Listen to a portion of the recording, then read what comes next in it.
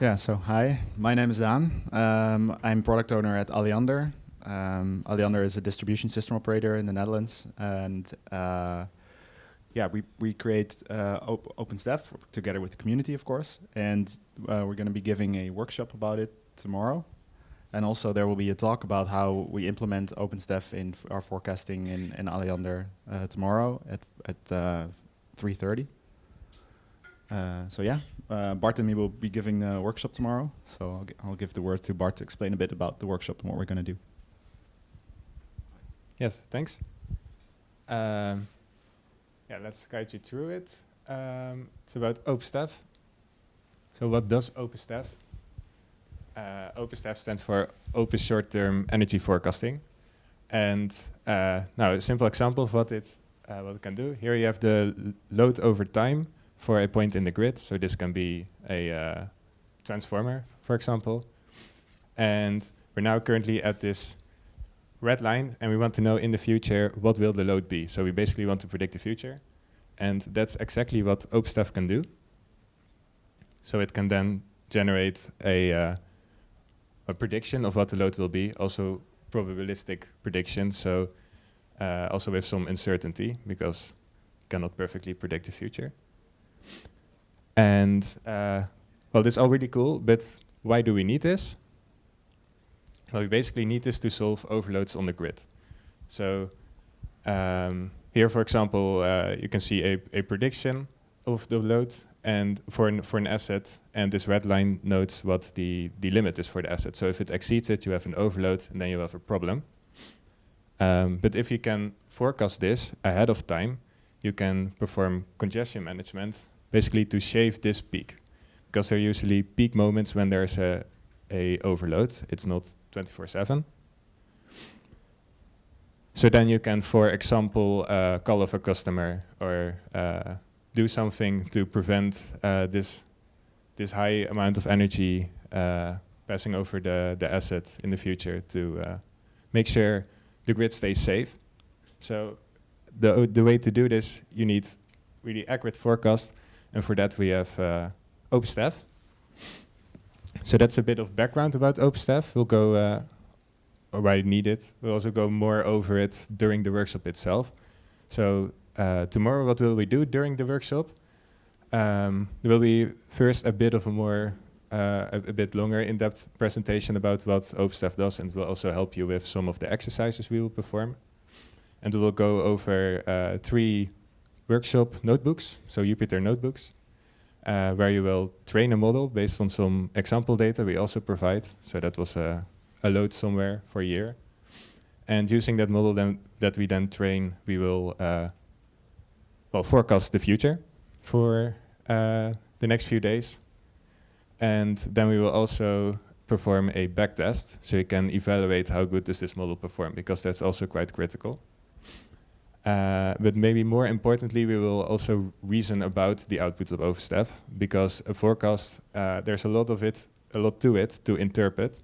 So here, for example, you have an output. Aside from the red line, that's the realized load that you get afterwards. So OpenSTEF provides a forecast, the blue line, but also these quantiles, and we'll go all over that during the workshop and explain to you how you can interpret this and how you can use this to keep this grid safe. And we will do all these things just in 90 minutes. So yeah, it's really cool, and hopefully that will also show you how easy it is to start using OpenSTEF. So maybe a little bit more about OpenSTEF. It's not just a model that can predict the load on the grid. It's actually a complete software stack to do this. And so it's also model agnostic. You can use different types of models. And even if you want, you can plug in your own model with relatively low amount of effort to adapt it to it. And so OpenSTEF contains all these automated machine learning pipelines, because machine learning is quite complex. You need to do quite a lot of things. So OpenSTEF contains these pipelines to do things like data validation, feature engineering, the training and the forecasting, of course. But also it contains code to evaluate forecasts, to see how good were they when you compare it to measurements, and also do some post-processing in certain cases. So yeah, that's really cool. Then, what do you need to join the workshop tomorrow? Of course, a laptop, because it will be a really hands-on experience. So preferably with Python installed, so you're able to run a Jupyter Notebook. And I was wondering, for those who are already planning to join tomorrow, would that be, for who would that not be feasible? Would get some kind of indication if we have to like group up some people. So please raise your hand if you think I need some help installing Python and running a Jupyter Notebook, but I really want to join. I see no hands. That's a really good sign. That's great. Then maybe hands for the other. Yeah, maybe hands for the other ones who want to join and think, yes, I can run Jupyter Notebooks. Yes, great. Okay, that's awesome to hear. Yeah, and so to join it, you also don't need to be an expert in machine learning. We will go over it on a really basic level and explain everything you need to know for OpenSTEF. So to keep it as inclusive as possible. And yeah, that's basically it. We have a GitHub repository. If you want, you can already prepare for it. If you go to this link, and there's in the README some instructions on how to do your pip install, and so to limit the amount of setup time we need tomorrow. So if you can do that, that would be great. But otherwise, we will check that tomorrow. Yeah, that's. I think I will pass it back to Dan. Yeah, that's fine. But nothing else to say. Nothing else to say? Okay. Then. Any questions? Yeah. Yes. Thank you. Can this be used for any different types, not just load data, but maybe also CNI, as we talked before? And the second question: how heavy is this on the computer?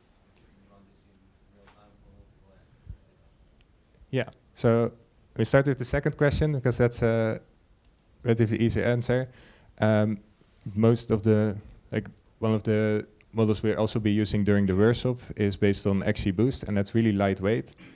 And it actually you can train a model within seconds, and you can run the train modeled for a lot of you can do a lot of inferences per second basically. So it's in terms of compute, it's really easy. And the other question was about using it for something else than power load. So what? Yeah, for any other consumption or generation load. Oh, I mean, not generation, not based on the weather, of course, but maybe that you have a history data of some consumption or generation. Can you predict something with this model as well? Is it data agnostic? That's the question. Yeah, so it is all fine-tuned on power data, but this can be on multiple levels within the grid. So this can be even just for a solar park, or it can be for an entire substation with the combined load of all the transformers, or in a secondary substation, for example. So it works on quite some levels, but we mainly use it with power forecast. So really on power load. I think you can also use it for current or voltage, but we have not really tested that. So then your mileage may vary. Yes? Yeah, what kind of data and how long or how much data do you need for those forecasts? If you're talking about a 90-minute forecast, I'm guessing you're not just looking at the past 5 minutes, but... Yeah, so maybe that's also good to mention. OpenSTEF is mainly for certain forecasting, so we forecast up to like 2 days ahead with an interval of 15 minutes. Really should have mentioned that. And usually you can train on something like the last 3 months of data. During the workshop, we will do on an entire year of data that you can also manage with that. So you need like some history of data to train and then to forecast, because the historic load when you forecast is also important. Then it's nice to have about like 2 weeks of. For the 90-minute forecast or for how long? Yeah, so you make a forecast it's a one-shot forecast to make for the entire next 2 days. You can also use it for the next 7 days, for example, but like in terms of days. So then to make the prediction, you would need your predictor. So for example, your weather features, you need to have that for the next week. But also the model looks at what was the load before, because it's usually a repeating pattern. So it uses features like what was the load 7 days ago or something. And so for that, you need about like two days of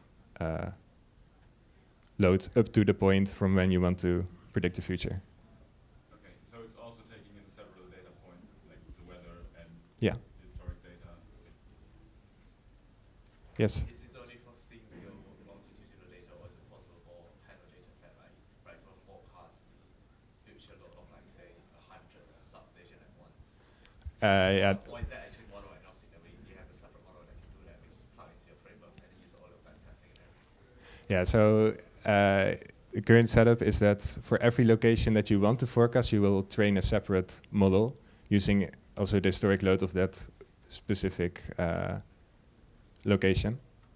And yeah, at Alliander we also use this, of course, and there we forecast for like a lot of locations, and we can just have a lot of these trained models at the same time, because they take up quite few space, and they're also quite easy to run on the. And you don't need like a very intense cluster. You don't need GPUs to run it, because it's all mostly based on XGBoost or some linear models. Excuse me, can you repeat the questions on the microphone so it can be recorded? Yeah, good one. Thanks. Yes. Maybe, and we also kind of ran out of time, so maybe one or Okay, final question then. Are there any assumptions embedded into whether the features are independent or correlated, or can we say something about those in the construction of the training set? Okay, so the question is about how can we see about the correlation of the features for the trained model, right? Yeah, so OpenSTEF also provides feature importance plots, and the model itself learns because it generates all these types of features, and you provided several types of features like wind speed or solar radiation. But if the location you forecast doesn't have any wind power behind it, the model will automatically learn that there's no relation between wind speed and the output power, so it will give it a low feature importance, and it will not be included in the model basically, or at a really low amount. So it does include feature importance selection things. All right, I think that's it. Hope to see you tomorrow. Thanks for attending this workshop preview. And that was it.